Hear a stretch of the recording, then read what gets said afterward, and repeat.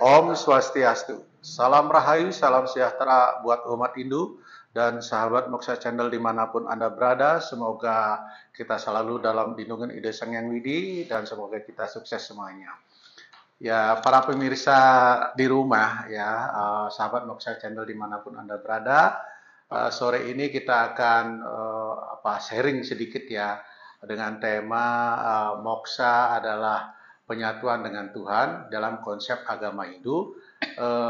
Kita akan berbicara dan mengundang Pak Made Partana ya sebagai narasumber ya. Mari kita sapa beliau. Om Swastiastu, Pak Made. Om Partana. Swastiastu. Ya, apa kabar nih Pak Made? Kabar baik. Ya, astungkara nih. Ya. Ya, seperti tadi sudah di dalam pembicaraan tadi bahwa kita akan ya sharing ya Pak Made ya mengenai ya moksha dari perspektif agama Hindu ya. Karena kan di media sosial khususnya banyak sekali yang orang-orang membuat konten, membuat tentang tema moksha ya, tetapi kita sebagai umat Hindu di dalam agama Hindu kan konsep moksha itu adalah satu keyakinan ya. Nah, tetapi justru kita di sini ingin memberikan pencerahan kepada umat Hindu ya, bagaimana pandangan Pak Made konsep moksha itu dari segi agama Hindu ya. Ya. Silakan Pak Made. Terima kasih, salam rahayu. Sama-sama. Ya, jadi kalau kita berbicara tentang moksha, ya tentu tidak akan terlepas dari kita bicara tentang apa sih tujuan kita menganut atau beragama Hindu. Ya. Nah, di dalam Veda dikatakan bahwa tujuan kita beragama Hindu adalah yang disebut dengan konsep catur purusa arta. Ya, apa saja keempat catur itu? Satu, dharma, kedua kama, yang ketiga arta, dan yang keempat moksha. Nah, dharma, arta, dan kama ini adalah sarana dia. Sedangkan moksha adalah tujuan. Ya.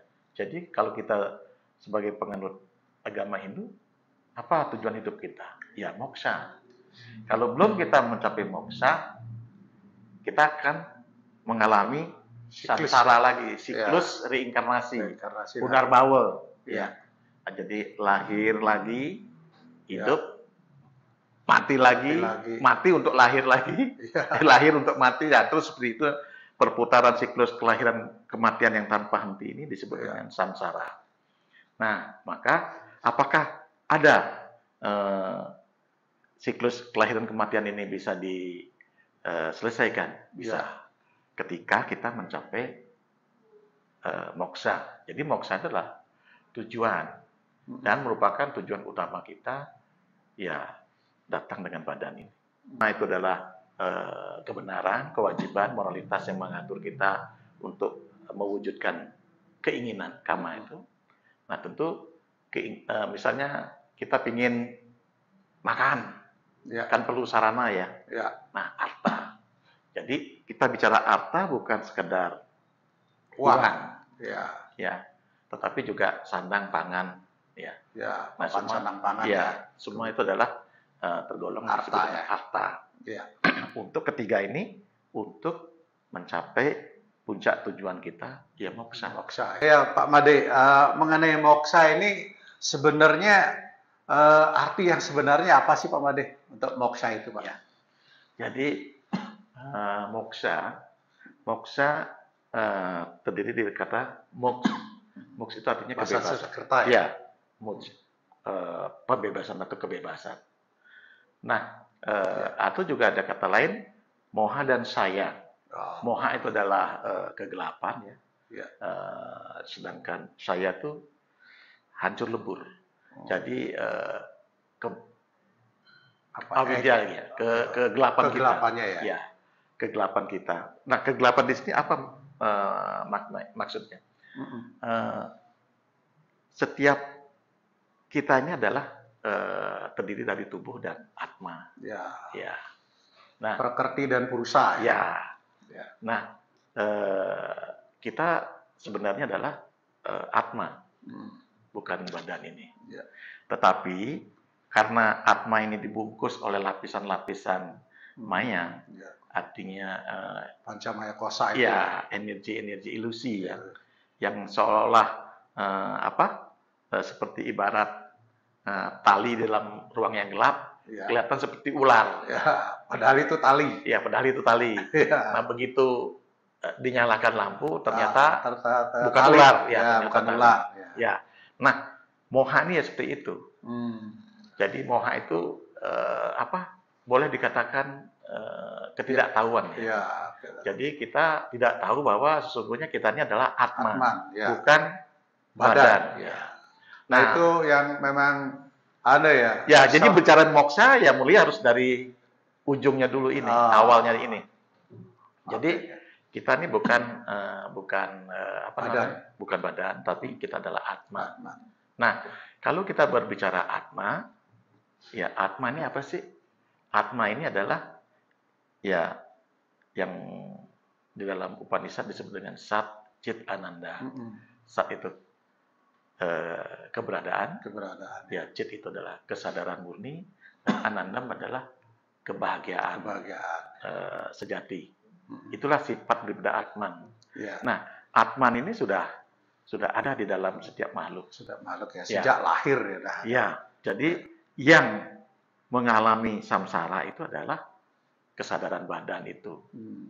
Ya. Nah, bicara tentang Atma, kita bicara tentang lapisan-lapisan yang menutupi Atma. Pancakosa. Ya, yang disebut dengan Pancamaya Kosa. Apa saja 5 lapisan kesadaran ini? Yang sangat dekat dengan Atma, ya adalah Ananda Maya Kosa. Ya. Lapisan yang disebut dengan bliss atau kebahagiaan. Ya. Nah, kita lihat setiap makhluk hidup pasti ingin bahagia ya. Ya. Pasti akan menolak penderitaannya. Ya, itu menandakan bahwa memang sifat alamiah dari manusia dan makhluk hidup adalah ingin bahagia. Iya, karena kebahagiaan itu miliknya. Ya, memang wujud hakikinya ya. Ya, wujud Dasar, kita. Ya, wujud kita, sifat kita. Nah, tetapi kita tidak bahagia karena dilapisi oleh ilusi-ilusi. Nah, ilusi yang berikutnya yang lebih luar lagi, lebih kasar lagi dia adalah kebijaksanaan. Ya, wisnana itu. Budi. Ya, budi. Jadi kita bisa apa saja sih tanda tanyanya lapisan budi itu? Kebijaksanaan. Kita bisa membedakan ini benar, ini salah. Ya, ini moralitas, ini bukan moralitas gitu. Ya. Ini baik, ini buruk gitu. Ya. Nah, lalu lapisan budi dibungkus lagi, dilapisan oleh yang lebih kasar lagi, yaitu lapisan Manomaya Kosa, yaitu pikiran. Nah, disinilah cikal bakal di lapisan ini. Ya, seseorang bisa bahagia, samsara, ya, lahir hidup mati, atau dia kembali moksa. Nah, di lapisan mind atau lapisan badan pikiran inilah Pak Wayan. Karena di lapisan pikiran ini muncul dualitas. Ruwabineda ini. Suka, duka, senang, sedih, caci maki, puji, dan dimaki, ya. Tinggi rendah, kaya miskin, siang malam, terang gelap. Ya, kalau di Bali kan disebut dengan Ruwabineda atau dualitas. Ya, laki perempuan. Ya. Di sinilah karena sifat pikiran dia dualitas. Nah, lalu lapis yang lebih kasar lagi, yaitu tenaga. Nah, sekarang kalau tangan saya bergerak ini karena ada lapisan tenaga. Pranamaya Kosa. Prana kan pernapasan ya. Tenaga ya. Ya, energi. Nah, ini kita ada ya. Pak Wayan bisa mendengar suara saya karena ada prana ya. Ya, prana, tenaga ya. Lalu lapisan yang lebih padat ya. Padat lagi. Ya, ini tubuh ini ya, Anamaya Kosa. Anamaya Kosa ini. Ya, yang terwujud terbentuk dari makanan. Makanan, ya. Ya, kita ada tulang, ada darah, ya.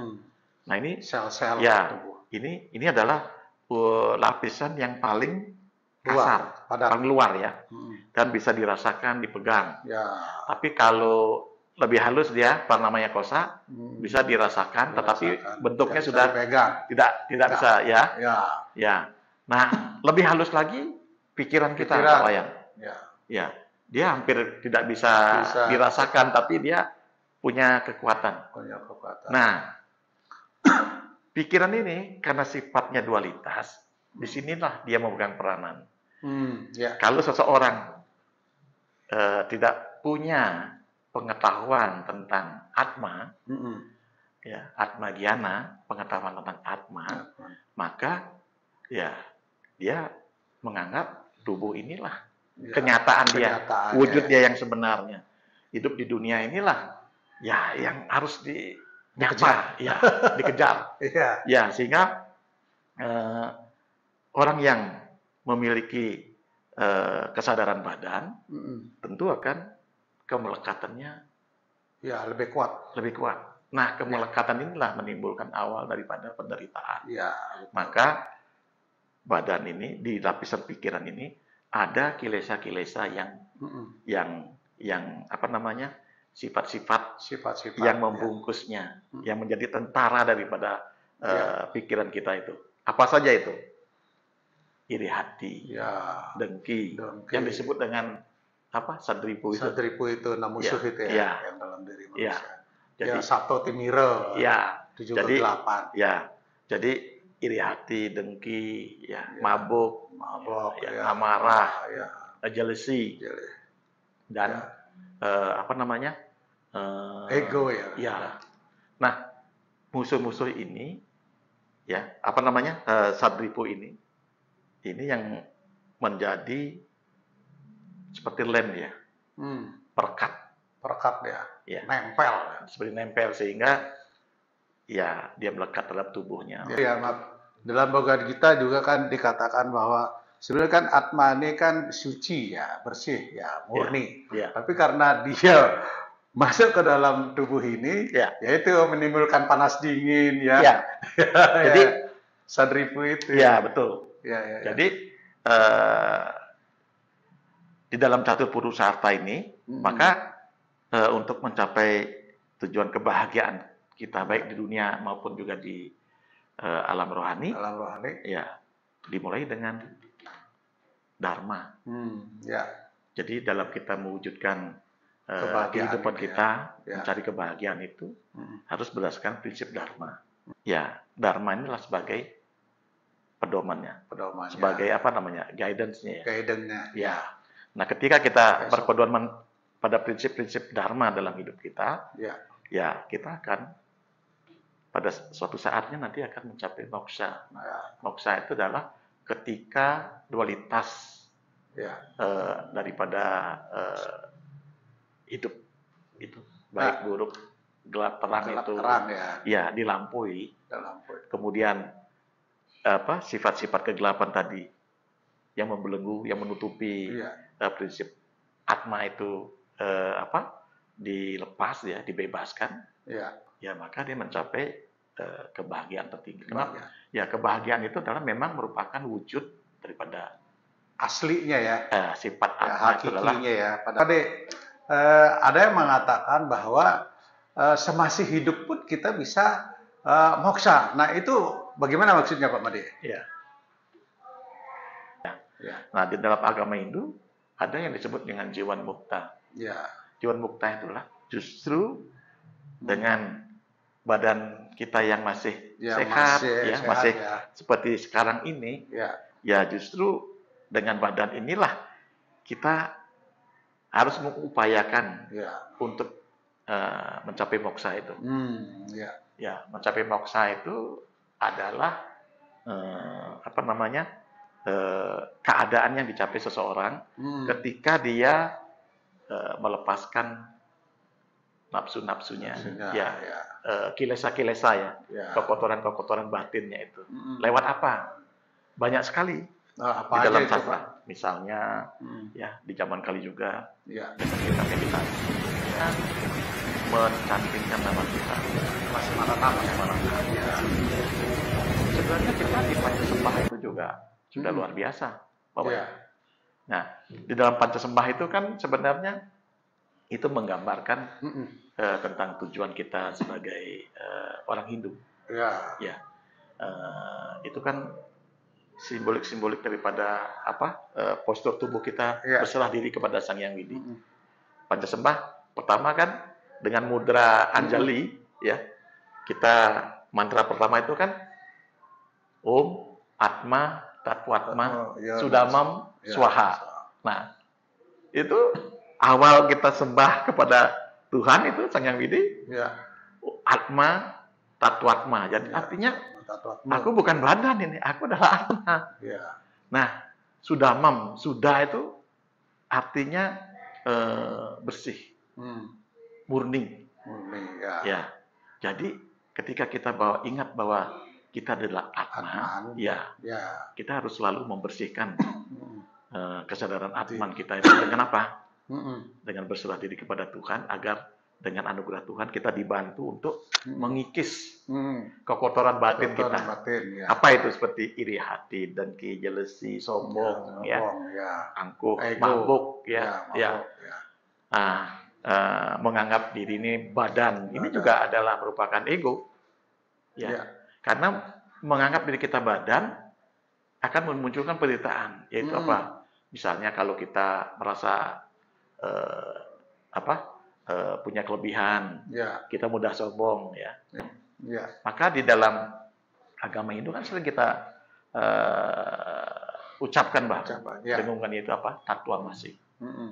Aku adalah engkau, engkau adalah aku. Bahwa ibarat begini.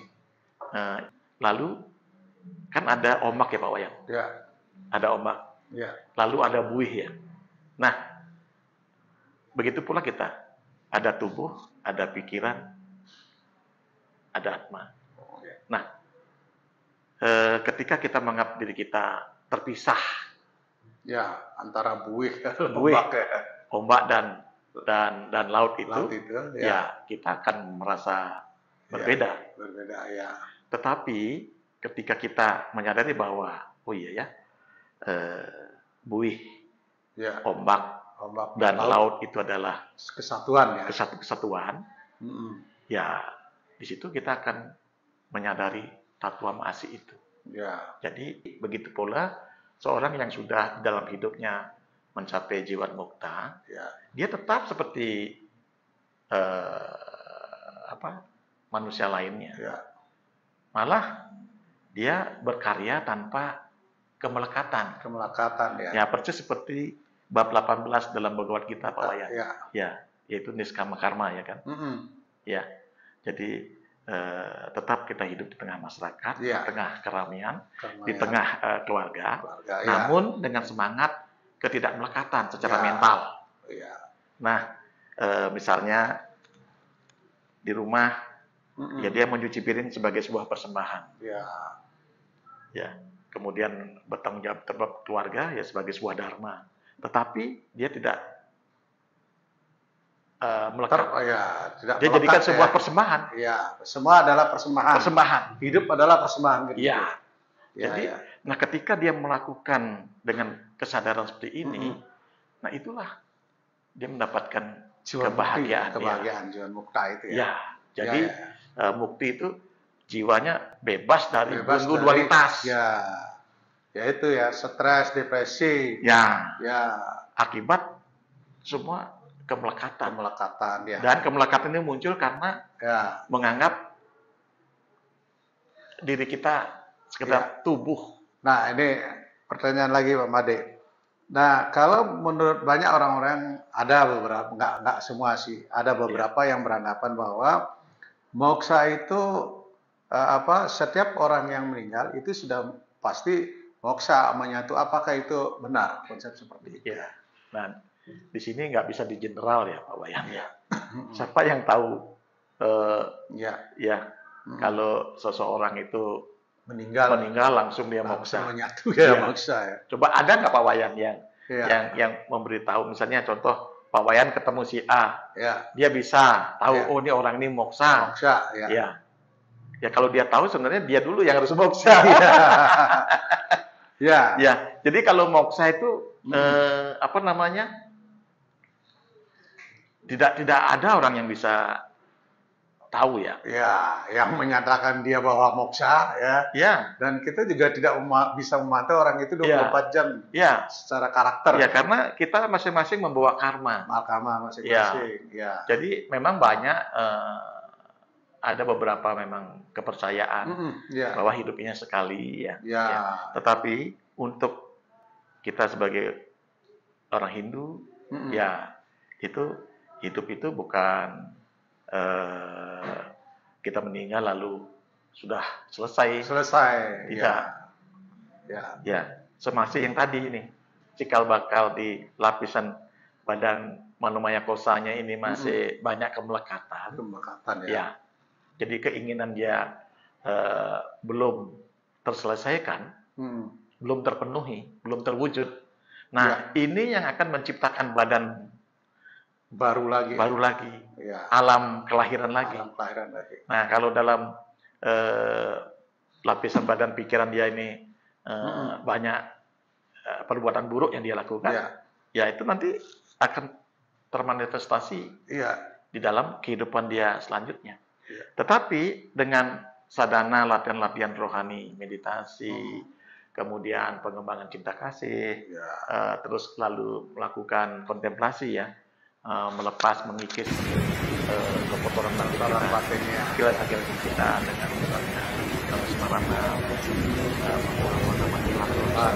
nama atau nama Shivaya atau apa saja yang kita yakini. Nah, ini akan membantu mengikis karma-karma buruk kita, karma buruk, kotoran batin kita. Nah, semakin dia bersih, ya maka lapisan main atau Manomaya Kosanya juga semakin kecil, berkurang keinginannya. Nah, begitu padam keinginannya, ya itulah dia mencapai mencapai pencerahan atau mencapai moksa. Pertanyaan satu lagi nih Pak Made. Nah, berarti kalau kita, apakah di Hindu ini ada konsep surga dan neraka dengan adanya kita harus yakin dengan moksa itu? Ya. Kalau di Hindu, yang namanya surga neraka yang paling nyata adalah ya di dalam pikiran kita. Nah, ketika pikiran kita penuh dengan dendam, iri hati, atau menderita, bermusuhan, ya pasti menderita kan?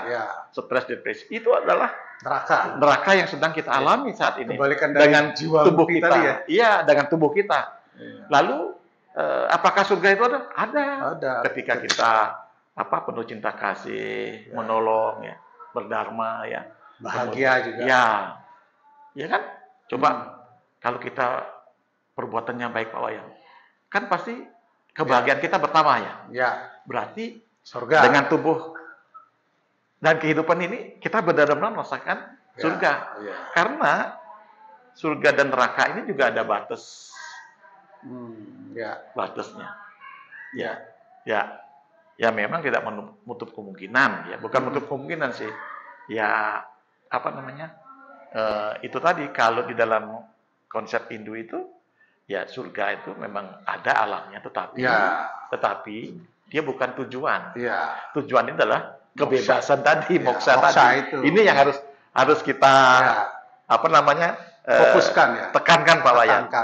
Jadi kita sebagai orang Hindu tujuan hidup kita adalah moksa. Moksardam jagadita cai dharma. Ya kan moksardam. Nah, kan mulai dengan moksardam ya kan. Ya capailah kebahagiaan tertinggi dengan membebaskan dirimu dari kegelapan, dualitas, ya kan? Nah, dari dari kegelapan itu ya dari samsara. Nah, mulai kebahagiaan. Moksadam jagadita di caiti dharma. Jagadita berarti kan di sini kan? Dalam hidup ini. Moksadam jagadita caiti dharma. Dengan apa? Mengembangkan prinsip-prinsip dharma. Prinsip-prinsip dharma, Jadi berdasarkan konsep ini, surga neraka ada di sini, di mana? Di pikiran kita saat ini, di dalam diri kita. Kalau pikiran kita penuh dengan apa? Apa? Kejahatan ya. Mm-mm. Kan kita langsung misalnya contoh ada orang pikirannya ingin mencuri lalu dia mencuri. Mm-mm. Ketangkep, Ya, dihukum. dia dipukul dan lain sebagainya, bahkan Iya. ada yang dibakar. Artinya itu kan neraka ya. Neraka. Iya. Ya, penderitaan. Iya. Ya. Ini real. kita neraka bisa yang real. rasakan ya. Ya. Nah, berarti kalau gitu kita suka kadang masuk ke neraka lagi kadang masuk surga. Iya. Ya, Ya. ketika kita melakukan banyak amal Ya. perbuatan kebaikan, Itu ya surga. kita akan surga. Yang rasa cukup sekian ya Pak Made ya. Ya. Terima kasih nih atas ilmunya Sama-sama. ya pada hari ini ya telah memberikan pencerahan kepada pemirsa semuanya ya. Terima kasih. Ya. Jadi para pemirsa di rumah ya saya kira cukup sekian ya dari Pak Made sudah panjang lebar mengenai moksa ya. Mudah-mudahan setelah mendengar wacana dari Pak Made, semoga kita mendapatkan ya apa ilmu kita tentang agama Hindu ya. Ya, yang rasa cukup sekian. Pak Made, terima kasih sekali lagi. Ya. Siksmal, ya. Salam Rahayu. Salam Rahayu. Mari kita Paramasanti. Om Santi, Santi, Santi. Om.